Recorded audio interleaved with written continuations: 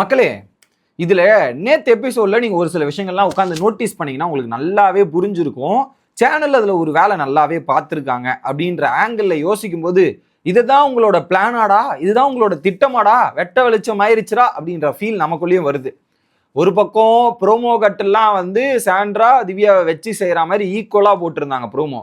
But ஆனா நீங்க எபிசோட போய் பார்த்தா அந்த எபிசோட்ல என்ன நடக்குது, டோட்டலி ப்ரோமோக்கும் இதுக்கும் ஏதோ இடிக்குதே, வேற மாதிரிலாம் இருக்கு அப்படின்ற ஒரு ஃபீல் தான் வரும். அந்த மாதிரி ஒரு விஷயத்தை பண்ணியிருக்காங்க. அது ஏன் பண்ணாங்க, எதுக்கு பண்ணாங்கன்றதான் இந்த வீடியோல பார்க்க போறோம்.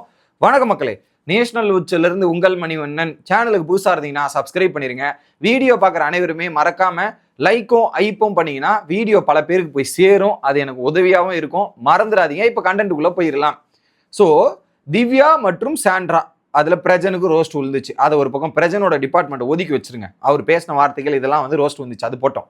திவ்யா சாண்ட்ரா இதுல திவ்யா என்ன தப்பு பண்ணாங்க, சாண்ட்ரா என்ன தப்பு பண்ணாங்கன்ற மாதிரி பார்ப்போம். ஏன்னா அந்த ஓவரால் அவுட்புட்ல சாண்ட்ரா எதுவுமே தப்பு பண்ணாத ஒரு நிரபராதி மூலமோ, சாண்ட்ராவை ஏன் கெடுக்கிற திவ்யா, சாண்ட்ராவோட கேமை ஏன் பாதிக்கிற திவ்யா, சாண்ட்ராவை காலி பண்ற திவ்யா அப்படின்ற மாதிரி தான் எபிசோட் டிராவல் ஆச்சு.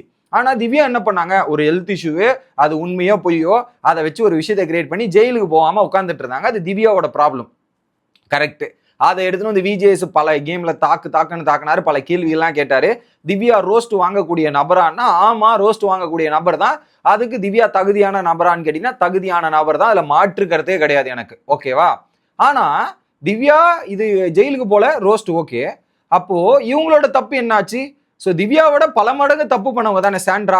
அவங்களும் ஜெயிலுக்கு போல. 1, பிக் பாஸை எதிர்த்து பேசினாங்க. 2, திவ்யா பிக் பாஸ் எதிர்த்து பேசலையே, அவங்க சொல்ற வேலையை செய்யறாங்க, இதெல்லாம் பண்ணணும்னு முயற்சி பண்ணாங்க, அது மெடிக்கல் போல, அந்த ஒரு தப்பு தான் இருக்கு. இது 2. அப்புறம் மற்ற கண்டஸ்டன்ஸை கேவலமா பேசுறது, மோசமா பேசுறது, டிவார்மிங்ன்றது, ஸ்கூபி டூன்றது, கேள்வின்றது, இதெல்லாம் பேசியிருக்காங்க. ஆனா திவ்யாவை ரோஸ்ட் பண்ண அளவு கூட சாண்ட்ராவை ரோஸ்ட் பண்ணலையே. மெயின் காரணமே சாண்ட்ரா தானே. இதுக்கு எல்லாத்துக்கும் ஆரம்ப புள்ளியே சாண்ட்ரா தானே. சாண்ட்ராவை காப்பாத்தி எதுக்கு திவ்யாவை போட்டு அடிக்கிறீங்க? லாஜிக்கா யோசிச்சு பாருங்க. நீங்க அந்த எபிசோட முழுக்க உட்காந்து பார்த்தாலுமே திவ்யா இது சாண்ட்ரா பாவம் திவ்யா தான் காலி பண்ணிட்டாங்கன்ற மாதிரி கம்ப்ளீட்டா விஜிஎஸ் வந்து திவ்யாவை அடிச்சுட்டு சாண்ட்ராவை பாதுகாத்து எடுத்துட்டு போவார். நல்லா நோட்டீஸ் பண்ணீங்கன்னாவே உங்களுக்கு தெரியும். ஸோ இட் வாஸ் பிளான்டா தான் பண்ணியிருக்காங்க. கண்டிப்பா சாண்ட்ராவை வந்து அப்படியே பார்த்து காப்பாத்திடணும் அப்படின்ற மாதிரி பிளான் பண்ணி எடிட்டிங்ல அப்படி போட்டிருக்காங்களா, லைவ்ல என்ன நடந்துச்சுன்னு அடுத்த வீடியோவில் தகவல் வந்ததுக்கு அப்புறம் நான் உங்களுக்கு சொல்றேன்.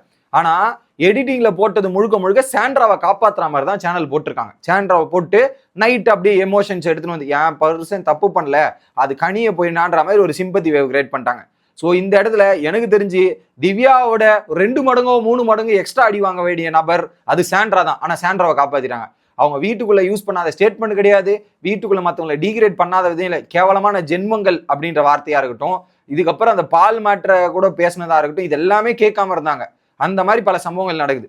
சரி, இதுதான் இப்படின்னு நினைச்சா சரி பின்னாடி போவோமே, பின்னாடி போய் பார்ப்போமே, சாண்ட்ராக்காக சேனல் என்னெல்லாம் பண்ணியிருக்காங்கன்றது பார்ப்போமே. அப்ப பார்த்தா இன்னும் நல்லா கிளாரிட்டியா புரியும். சாண்ட்ரா பிரஜன் வைல்டு கார்டா உள்ள போறாங்க. மொதல் வாரம் ஹோட்டல் டாஸ்க் கொடுக்குறாங்க. அதுல 4 வைல்டு கார்டுக்கு தான் டாஸ்க் கொடுக்கணுன்ற மாதிரி பிக் பாஸ் டீம் பிளான் பண்றாங்க. 4 வைல்டு கார்டையும் கன்ஃபெஷன் ரூம்ல கூப்பிட்டு பேசுறாங்க. சீக்ரெட் டாஸ்க்கை தூக்கி சாண்ட்ரா கொடுக்குறாங்க. அந்த சீக்ரெட் டாஸ்க் சாண்ட்ரா கொடுத்தா அதை ஒரு பார்ட்னரை தேர்ந்தெடுக்கலாம்னா அந்த பார்ட்னர் யாரு தேர்ந்தெடுப்பாங்கன்றதே பிக் பாஸ் டீமுக்கு தெரியும்.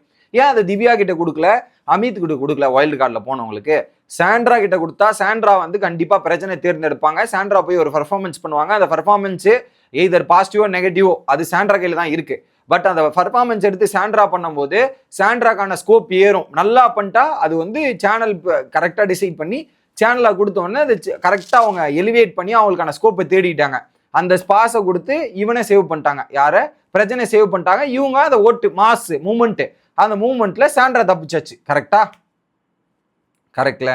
அதே ரெண்டாவது வாரம் என்ன, அந்த பார்வதியோட கண்ணடி பிரச்சனை. இதே சாண்ட்ரா சபரி கூட உட்காந்துக்கிட்டு, திவாகர் கூட உட்காந்துக்கிட்டு, இதே சாண்ட்ரா தான் அந்த பார்வதியோடைய அடியை பேஸ் பண்ணி கழுத்துல மெரிச்சிருக்கணும், இதெல்லாம் மெரிச்சிருக்கணும் அப்படின்ற மாதிரி பேசி சிரிச்சு இந்த மாதிரி பல விஷயங்கள் பண்ணாங்க. இதே சேதுபதி சாரும் மேன் ஹேண்ட்லிங்லாம் பண்ணியிருக்கலான்ற விக்ரம் அட்ரஸ் பண்ண சேதுபதி சார் ஏன் சாண்ட்ராவை அட்ரஸ் பண்ணல? சாண்ட்ரா பண்ண தப்புகளை வெளிப்படுத்தல, ஏன் வெளியே கொண்டு வரல? அந்த வாரமும் உங்க மேல தப்பா இருந்தே, ஏன் ஜட்ஜை கூட கனி ஜட்ஜு மட்டும் தானே வச்சு ரோஸ் பண்ணாரு, சாண்ட்ரா ஜட்ஜை ரோஸ் பண்ணவே இல்லையே. சாண்ட்ரா ஜட்ஜு கேட்கவே இல்லையே. ஏன் கேட்கல? ஏன்னா தே நீட் சாண்ட்ராவை அடிக்க கூடாதுன்றதுல ரொம்ப தெளிவா 2வது வாரத்துல அடிக்க வாய்ப்பு இருந்தும் அவங்க பேசிய வார்த்தைகள் இருந்தும் பாதுகாத்தார்கள் சாண்ட்ராவை. இப்ப 3வது வாரம் அடிக்கிறதுக்கான வாய்ப்புகள் அம்சமாக இருந்தது. ஆனா என்ன, நீங்க வந்து ஃபர்ஸ்ட் வீக் நல்லா ப்ளே பண்ணீங்க சாண்ட்ரா, நீங்க இப்ப 3rd வீக் ப்ளே பண்றது எனக்கு சுத்தமா பிடிக்கல, வெரி ஒஸ்டா இருக்கீங்கன்னு சொல்லிட்டு இன்புட்டை கொடுத்துட்டாங்க. சாண்ட்ராவை அடிக்கல, பாவம் பாவம் அப்படின்ற மாதிரி சொல்லிட்டு சாண்ட்ரா போய் அழுதா என்ன ஆகும், பாவம் திவ்யா பொண்ணு தான் இவ்வளவு காலி பண்ணியிருக்கான்ற இமேஜ் திவ்யாவுக்கு வந்துடும். சாண்ட்ரா நல்லவங்களாயிருவாங்க, அவங்க போய் அழுத உடனே பாவம் எவ்வளவு ஃபீல் பண்றாங்கன்ற மாதிரி இமேஜ் கிரியேட் பண்றீங்க. இதன் மூலியமா நீங்க என்ன பண்றீங்கன்னா சாண்ட்ராவை வீட்டுக்குள்ள சஸ்டெயின் பண்ணி ரொம்ப தூரம் டிராவல் பண்ண வைக்கணும் அப்படின்ற மாதிரி நீங்க டிசைட் பண்றீங்க. சாண்ட்ரா பல தூரம் டிராவல் பண்ணா அவங்க தான் இப்போதைக்கு ஒரு மெயின் ரோலை எடுக்கிறாங்க இந்த வீட்டுக்குள்ள. ஸோ ஒரு வில்லி ரோல், அடுத்த கட்ட ரோல். இப்ப பார்வதியோட மேல வந்துட்டு இருக்காங்க சாண்ட்ரா அப்படின்ற கேட்டகரியில. இப்போ திவ்யா மற்றும் பார்வதி மற்றும் சாண்ட்ரா ஒன்று சேர்ந்தா அந்த வீட்டுக்குள்ள பல பேரை பல உருவங்களை உருவாக்க முடியும் அடுத்த கட்டத்துக்கு. ஏன்னா இப்ப பாருங்க, சாண்ட்ரா பண்ணதால தான் எஃப்ஜேக்கு மவுஸ், சாண்ட்ரா பண்ணதால தான் ஒரு பக்கம் விக்ரமுக்கு மவுஸ். ஸோ இவங்களெல்லாம் மவுஸ் ஏற்றி விட ஒரு வில்லன் தேவை, அந்த வில்லன் தான் சாண்ட்ரா அப்படின்றதுக்கான பிளானிங் பண்றாங்களோ அப்படின்ற ஃபீல் எனக்குள்ள வருது.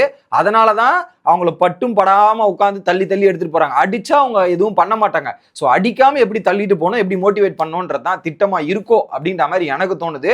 நீங்க இந்த கனெக்டிவிட்டி ஃபேக்டர்லாம் யோசிச்சு பாருங்க, உங்களுக்கு கிளியரா புரியுன்ற ஒரு யோசனை எனக்கு சடனா தோணுச்சு. கொஞ்சம் யோசிச்சு பார்க்கும்போது இது அது இல்லை அப்படின்ற மாதிரி ஃபீல் ஆச்சு.